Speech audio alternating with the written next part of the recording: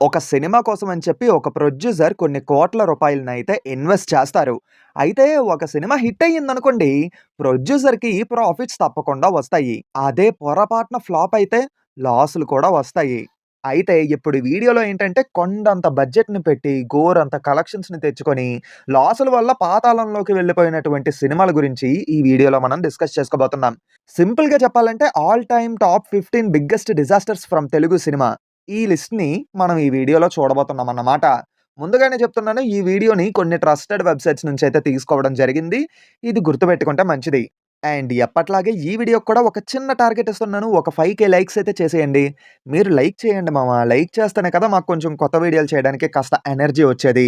అలాగే వీడియోస్ చూస్తున్నారు గానీ చాలామంది సబ్స్క్రైబ్ చేయట్లేదు. సబ్స్క్రైబ్ చేసుకొని సపోర్ట్ చేయండి. మేమేం మీ ఆస్తులు అడగట్లేదు కదా! జస్ట్ సబ్స్క్రైబ్ బటన్ మీద నొక్కి మమ్మల్ని సపోర్ట్ చేస్తే చాలు అంతే. సరే ఇప్పటికే బాగా లాగ్ అయినట్టుంది కదా! వాయిస్ ఓలెట్ మామ. ఇంకా మొదలు పెడదామా? Audio Jungle. హాయ్! హలో! నమస్తే and welcome to news 3 people. Number 15 Brahmotsavam. ఈ మూవీకి హైప్ క్రియేట్ అవ్వడానికి మేజర్ రీజన్ ప్రీవియస్‌గా శ్రీకాంత్ అడ్డాల గారు అలాగే మహేష్ బాబు గారి కాంబినేషన్‌లో వచ్చినటువంటి 'సీతమ్మ వాకిట్లో సిరిమల్లె చెట్టు' ఒక క్లాసిక్ బ్లాక్ బస్టర్‌గా అయితే నిలిచింది ఆ మూవీ. అండ్ వాళ్ళిద్దరి కాంబినేషన్‌లో మళ్ళీ ఇంకొక మూవీ వస్తుంది అనటం, మరో క్లాసిక్ బ్లాక్ బస్టర్‌ని డెఫినెట్‌లీ కొడతారని అయితే ఫిక్స్ అయిపోయారు జనం.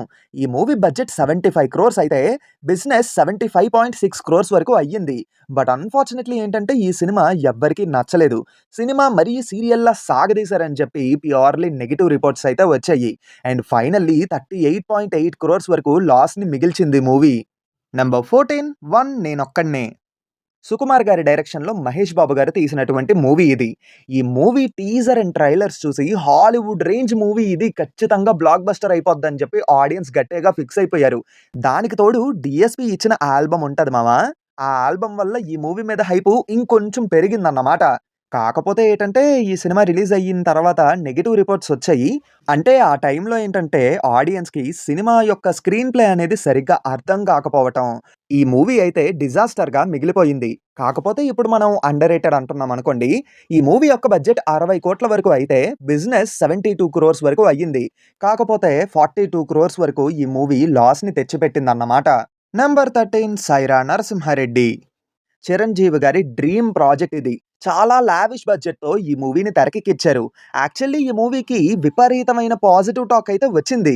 కాకపోతే ప్రీ రిలీజ్ బిజినెస్ అనేది చాలా ఎక్కువగా అవ్వడం వల్ల తెలుగు స్టేట్స్‌లోని డీసెంట్‌గానే కలెక్షన్స్‌ని తెచ్చిపెట్టినా సరే, అదర్ లాంగ్వేజెస్‌లో మాత్రం పెద్ద డిజాస్టర్‌గా మిగిలిపోయింది. దానివల్లే ఈ మూవీకి పెట్టినటువంటి బిజినెస్ అనేది రికవర్ అవ్వలేదన్నమాట. ఈ మూవీ యొక్క బడ్జెట్ 270 క్రోర్స్ అయితే బిజినెస్ మాత్రం 187.2 క్రోర్స్ వరకు అయ్యింది. ఇంకా ఫైనల్‌గా 43.45 క్రోర్స్ వరకు లాస్‌ని మిగిల్చింది ఈ మూవీ.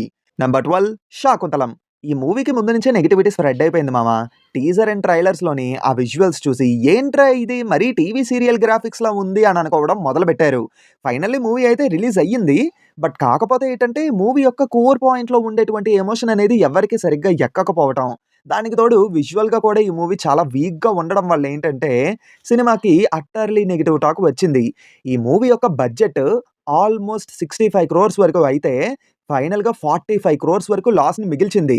అంటే పెట్టిన బడ్జెట్ కంటే చాలా తక్కువ రేట్లకి ఈ మూవీనైతే అమ్ముకున్నారన్నమాట. జస్ట్ 19 క్రోర్స్ బిజినెస్ మాత్రమే అయ్యింది. ఇంకా ఫైనల్‌గా 14.5 క్రోర్స్ లాస్‌నైతే మిగిల్చింది. నంబర్ 11 'ఆదిపురుష్'. ఈ మూవీ ఎలాంటి ఇంపాక్ట్‌ని క్రియేట్ చేసిందో నేను స్పెసిఫిక్‌గా చెప్పక్కర్లేదనుకుంటా. 500,00,00,000 బడ్జెట్ ఎట్టారు. అది ఎక్కడికెళ్ళిందో, ఏమయ్యిందో ఎవరికీ తెలీదు. ఈ మూవీకి నాన్ థియేట్రికల్ బిజినెస్ చాలా గట్టిగా అవ్వడం వల్ల థియేట్రికల్ బిజినెస్ ఏమో 242 క్రోర్స్ వరకు అయితే జరిగింది. ఇంకా సినిమా రిలీజ్ అయిన తర్వాత నెగెటివ్ టాక్ ఎలా వచ్చిందో చెప్పక్కర్లేదనుకుంటా. ఫైనల్లీ 45 క్రోర్స్ వరకు లాస్‌నైతే మిగిల్చింది. నంబర్ 10 'ఎన్టీఆర్ మహానాయకుడు'.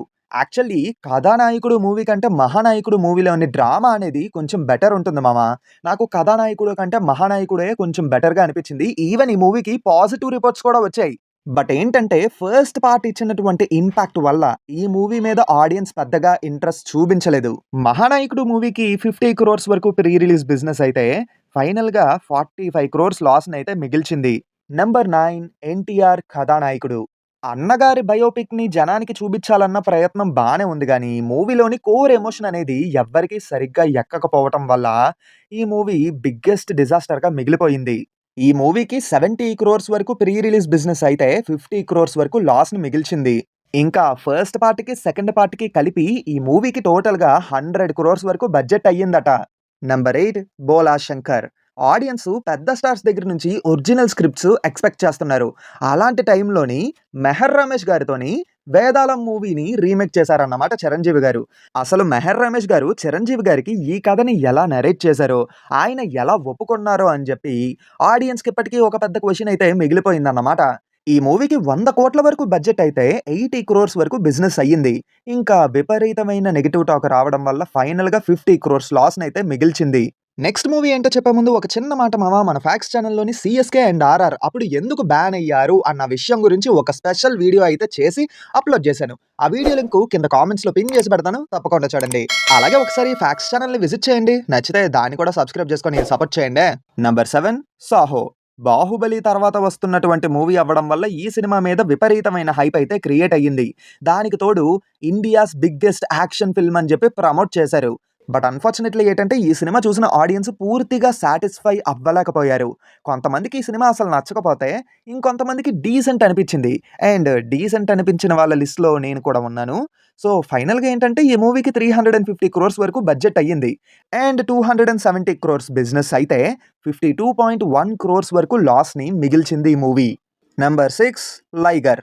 ఈ మూవీకి ఎందుకని నెగెటివ్ టాక్ వచ్చిందో నన్ను అడక్కండి. ఆల్రెడీ మీ అందరికీ బాగా తెలుసు కదా! పూరి జగన్నాథ్ గారి సినిమా ఫ్లాప్ అయినా సరే ఒకసారి ట్రై చేయొచ్చు. మరీ అంత బ్యాడ్ అన్న ఫీలింగ్ అయితే రాదు.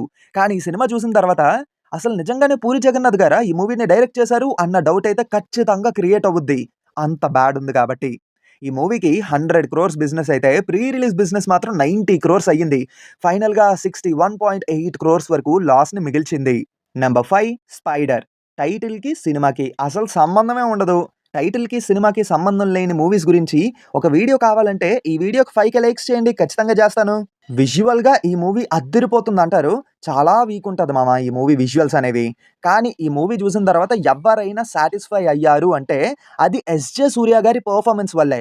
ఆయన పెర్ఫార్మన్స్‌ని పక్కన పెడితే సినిమాలో పిస్సరంత కూడా మనకి ఇంట్రెస్టింగ్‌గా గాని, ఇష్టపడేలా గాని ఏది ఉండదు. ఈ మూవీ యొక్క బడ్జెట్ 120 క్రోర్స్ అయితే బిజినెస్ ఏమో 124 క్రోర్స్ అయ్యింది. ఫైనల్‌గా ఆడియన్స్ పూర్తిగా ఈ మూవీని రిజెక్ట్ చేయడం వల్ల లాస్ట్‌కి 63.8 క్రోర్స్ వరకు లాస్‌ని మిగిల్చేసింది. నంబర్ 4 'అజ్ఞాతవాసి'. త్రివిక్రమ్ గారి డైరెక్షన్‌లో పవన్ కళ్యాణ్ గారి 25థ్ మూవీ. ఇంక చూసుకోండి హైప్ మామూలుగా ఉండదు కదా! 25థ్ మూవీ అంటే మెమరబుల్‌గా ఉండిపోతాది అని చెప్పి ఆడియన్స్ ఫిక్స్ అయ్యారు. కానీ ఏంటంటే వాళ్ళకి మెమరబుల్‌గా కాదు, పీడకలలా మిగిలిపోయింది. ఈ సినిమాకి ఆల్మోస్ట్ 130 క్రోర్స్ వరకు బడ్జెట్ అయితే 123 క్రోర్స్ వరకు బిజినెస్ అయ్యింది. ఫైనల్‌గా ఆడియన్స్ ఈ సినిమాని పూర్తిగా రిజెక్ట్ చేయడం వల్ల 66 కోట్ల వరకు నష్టాన్ని తీసుకొచ్చి పెట్టింది. Number 3 'agent'. ఈ సినిమా అసలు ఎప్పుడు ఓటీటీలోకొస్తాదా అని చెప్పి పాపం చాలామంది ఈగర్‌గా వెయిట్ చేస్తున్నారు. ఎందుకంటే అసలు అంత పెద్ద రాడ్ అంటున్నారు కదా! అసలు ఏంటా రాడ్డు మేము కూడా దించుకొని చూస్తాం అని చెప్పి వెయిటింగ్ అన్నమాట జనం. యాక్షన్ స్పై థ్రిల్లర్ అని చెప్పారు గానీ, ఏ కోణంలో కూడా అసలు ఆ జోనరాకి సంబంధించిన సినిమాలా లేదే అన్న ఫీలింగ్‌ని క్రియేట్ చేస్తుంది.